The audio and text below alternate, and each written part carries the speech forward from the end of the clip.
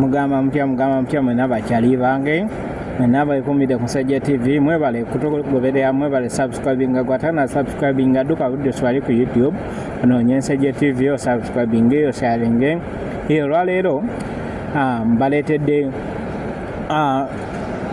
Premier League ananti agenda tandika ebula olunaku kumpi lumu oba sawa busawo okutandika jukira nti Arsenal yesookawo ne Coventry City ngeno mbaletedde empiira 10 oba paka fixture okutuuka November buli tiimu zeyina zetwalise Big Six era leero sembaletedde tugenda kulaba tugenda tukuba mu torch empiira buli omu tiimu gyegenda osamba inemeka kwawe inemeka waka lwaleero kyensobodde obbaletera buli omu amanye tiimu ye weyimiridde newegenda otandikira ne ba opponent be bagenda osamba wali mu Premier League otwaliza awamu nga tutandikiddewo ku Friday eno yennyini Arsenal yeggulawo ne tiimu ya Coventry City ajukira mutendesi Frank Lampard yatandika tiimu eyo bakava wali mu kibinja ekya championship kati beeyunze ku Premier League then baba bagenda kutunka ne Mikel Arteta eyatutte ekikopa kya Premier League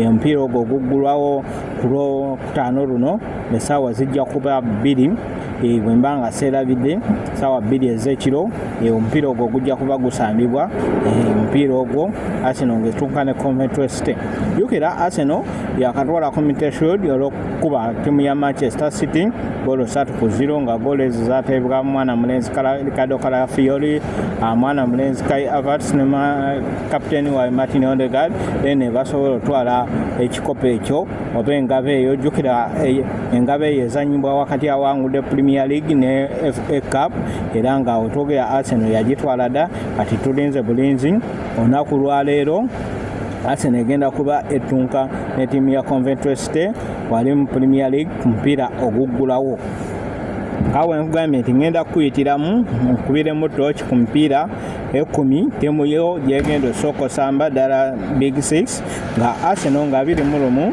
egenda tutandikawo ne Coventry City olwokutaano luno nga Arsenal yekyaza ejja kubeera waka then 29 esamba Aston Villa Arsenal ejja kuba ekyala bali mu maka ga Aston Villa kwa Aston Park then mu September oba omwezi ogw'omwenda Arsenal ejja kuba esamba Chelsea wali ku Emirates Stadium ng'ennaku z'omwezi 5 then ennaku z'omwezi 12 egende wali ekyalire Sunderland then ennaku z'omwezi nga 19 era ekyalire Brighton then October oba ogw'ekumi Arsenal ennaku z'omwezi nga 10 egenda kuba ekyaza Leeds wali ku Emirates Stadium then nga 17 ekyalire Nottingham Forest then nga 24 ekyaza tiimu ya Newcastle then 31 ejja kuba ekyali awali Liverpool ku Anfield then November Arsenal empya gyenayo ejja kuba ekyaza Hull City wali ku Emirates Stadium then ekyali Newcastle wali makaga Newcastle wali makaga Newcastle then ekyaza Man City wali ku Emirates Stadium empiira gyayo 10 oba 11 egisooka egenda okusamba paka November then bwe tuba nga tugenze ku Man City eyakwata ekyokubiri Man City ennaku z'omwezi 23 lujja kuba lwa Sunday ejja kuba etuuka ne Bournemouth omwezi guno gwennyini then ennaku z'omwezi 28 tuuke ne Crystal Palace ajja kuba yekyala then September awo tuba tugingidde then September nga 5 jayisamba Coventry City nga Man City ejja kuba yekyala then nga 13 era ekyale ejja kuba esamba Man United wali ku Old Trafford then nga 19 ejja kubeera waka ejja kuba ekyaza tiimu ya Sunderland then October ejja kuba ekyalira Liverpool ennaku z'omwezi nga 10 mu October then 17 ekyaza Ipswich then 24 October ejja kuba ekyalira tiimu ya Aston Villa then 31 ekyaza Brighton ewaka then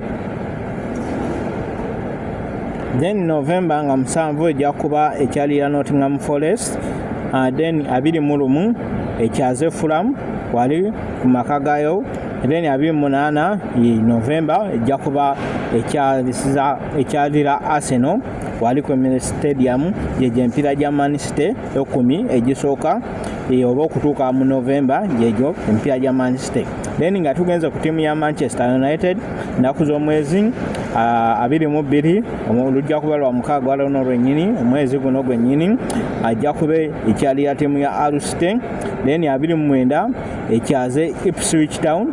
Then tugende mu September nga 5 ejja kuba ekyalira tiimu ya Everton. Then 12 ekyaze tiimu ya Man City.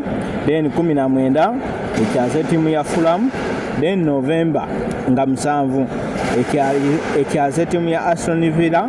Then nga 21 ekyaze tiimu ya ekyalira tiimu ya Liverpool. Then 28 ejja kuba ekyalira oba ekyaza tiimu ya Brentford yeje empira gya Man City 10 egisooka egigenda okutunka atulabe n'esojamu obubonero bumeka. Then nga tugenzeko wali ku tiimu ya Chelsea. Tiimu ya Chelsea ajja kusooka na tiimu ya Fulham ng'ennaku z'omwezi 24 lujja kuba lwa Monday omwezi guno gwennyini wiiki eno yennyini kumpi gye tulimu. Then ezeeko tiimu ya Brighton ewaka ennaku z'omwezi 29. Then ekyalire Arsenal wali ku Emirates Stadium ennaku z'omwezi zijja kuba 5 September. Then ezeeko Hull City ewaka ku Lutindo wali ku Stamford Bridge ennaku z'omwezi nga 12 September. Then ekyalire Brentford ennaku z'omwezi nga 19. Then ekyaze Bournemouth wali ennaku z'omwezi zijja kuba nga 10 October. Then ekyalire Everton nga 17 October. Then emale ekyaze Spurs ng'ennaku z'omwezi 24 October. Then emale ekyalire Manchester United ennaku z'omwezi nga 31 October. Then ennaku z'omwezi 7 November ejja kuba ekyaza tiimu ya Sunderland. Ejja kuba ekyalira tiimu ya Sunderland ng'ennaku z'omwezi 7 gye empiira gya Chelsea 10 egisembayo. Then tiimu ya Liverpool ejja kutandika n'omupiira gwa Newcastle ng'ennaku z'omwezi 23 lujja kuba lwa Sunday. Then 29 ekyaze tiimu ya Nottingham Forest. Then ennaku z'omwezi nga 4 ejja kuba ekyalira Ipswich. Then ennaku z'omwezi nga 12 ekyaze tiimu ya ekyaze tiimu ya Fulham ewaka. Then ennaku z'omwezi nga 2 ekyalira tiimu ya Bournemouth. Then awo tugende mu mwezi gwa October ennaku z'omwezi nga 10 ejja kuba ekyaza tiimu ya Man City. Awo tuli ku tiimu ya Liverpool. Then 17 ekyalira tiimu ya Brentford. Then 24 ekyaze Brighton ewaka. Then 31 ekyalira tiimu ya Arsenal wali ku Emirates Stadium. Then nga tuvudde waawo mwezi ogwa November ejja kuba ekyalira tiimu ya Crystal Palace. Then 21 ekyaze Manchester United wali ku Anfield. Then 28 esembeyo ng'ekyaza tiimu ekyalira tiimu ya Everton eyo empiira 10 nga bwe giyimiridde bwe gigenda okubeera yo. Kozi nga tugenzeko mawulire agafa wali mu Bungereza okutwaliza wamu ng'amatiimu wekakyetegekera Premier League. Ipswich erangiridde oba ekonfaminze omusajja gwe bayita Julio Ensco emujja wali mu Strasbourg ku ddiiru ya miliyoni 3 nkokasene Alliance wa myaka 22 asayininze endagano ya myaka 5 mirambirira. Ate wali Sergio Busquets afuse naawo kati afuse assistant coach wali ku Barcelona B era nga agenda batendeka omupiira aba Barcelona B. Jjukira obulamu bwe obusinga bamalawo ku Barcelona nga basambira akapiira naye wetwogerera kati agenda okuba nga yatendeka Barcelona B. Jjukira agenda kuba nga amaliriza bajje mu butendesi ng'era saawa yonna againinga experience awo ku Barcelona B. Naye nga wetwogerera bakalimu ako yakafunye dda Sergio Busquets agenda kuba nga atendeka Barcelona B. Anaatera omaliriza emirimu gye egy'obutendesi. Jjukira abadde akyasoma. Then nga tugenzeeko wali ku tiimu ya Manchester United evuddeyo n'ekinoganya n'egamba nti mwana mulenzi Bruno Fernandes si wa kutundibwa, si wa kuva ku Man U season eno, si wa kuva wali ku Old Trafford, era mwenna babadde bamwagala. Okuli tiimu ya Galatasaray yali emwegwanyisa tiimu ya Arsenal nayo yamwegwanyizaako nga season yeggwako. Bagambye tewali wadde tewalina sente ze bamutunda era talina gy'alaga, tewakusigala wali ku tiimu ya Manchester United abakubira omupiira season eno ejja. Amaani yo kikonfirming nti bulungi mwababadde mwenna abaagala Bruno Fernandes omutwala, agambye talina gy'alaga wakusigala ku tiimu ya Manchester United. Ate wali Aston Villa emaze nekola move ya Martinelli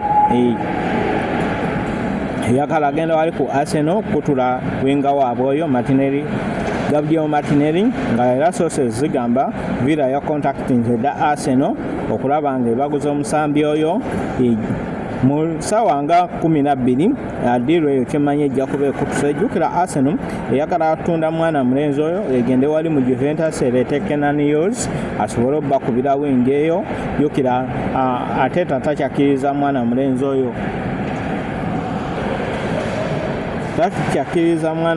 oyo Gabriel Martinelli era yamugamba anoonyeko ekibanja ewalala kwe kuli ne mwana mulenzi Gabriel Jesus. Jjukira ne Gabriel Jesus Napoli emwesibyeko eyagala mutwala akasente ke kakyabalemeseza naye nga wetwogerera Aston Villa eyagala kutula nsonga za Martinelli abatwale wali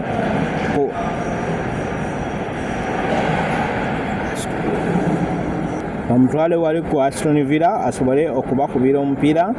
Package Arsenal emutundanga miliyoni 6 wakati wa miliyoni 7 wetusuubira Arsenal wejja omugulira naye nga wetwogerera kirabika nti ebisinga biwedde Arsenal egenda kuba ekutula mwana mulenzi oyo. Amanya Aston Villa ejja kuba ekutula mwana mulenzi oyo emutwale wali ku tiimu ya Aston Villa asobole obbakubira akapiira nga yo Arsenal erirwedde omutunda badde Martinelli yavaayo n'agamba nti talina gy'alaga yasayininga endagaano ya myaka 5 mirambiri era emala kuggwako naye nsuubira nti Arsenal ejja mutunda esobola okufunamu akasente esobola oleeta winga anaasobola obbateebera amagolo. Trossard yatambulamu dda ne baleeta Zoris n'agenda wali mu Besiktas kati mwana mulenzi Martinelli yasigaddewo naye nga Aston Villa emwesibyeko nga kyensuubira ddiirwe ejja kuggwa. Arsenal ejja kukkiriza ate Martinelli agende eni asobole okugenda wali mu Juventus ajjeyo omwana mulenzi Kenan Yos. Jjukira bakaniriza dda personal terms era nga tusuubira nti ssaawa yonna katali gyomanyi twansibaza Arsenal season eno eza kimpowooze za mukasirise baba bali awo nga bakutudde. Ejjukira neya ezire konsa teri abadde agikkiriza nti ejja kutuka naye tubadde awo amawulire ne galangirira nti amaze okutuka okweyunga ku tiimu ya Arsenal. Bwe bityo webiri tweyanze gensigadde nze Nsejje Patrick yego yonna ate na subscribing agenda bugenza o subscribing o sharing ojja kuba otugaseko ettafaali ddene.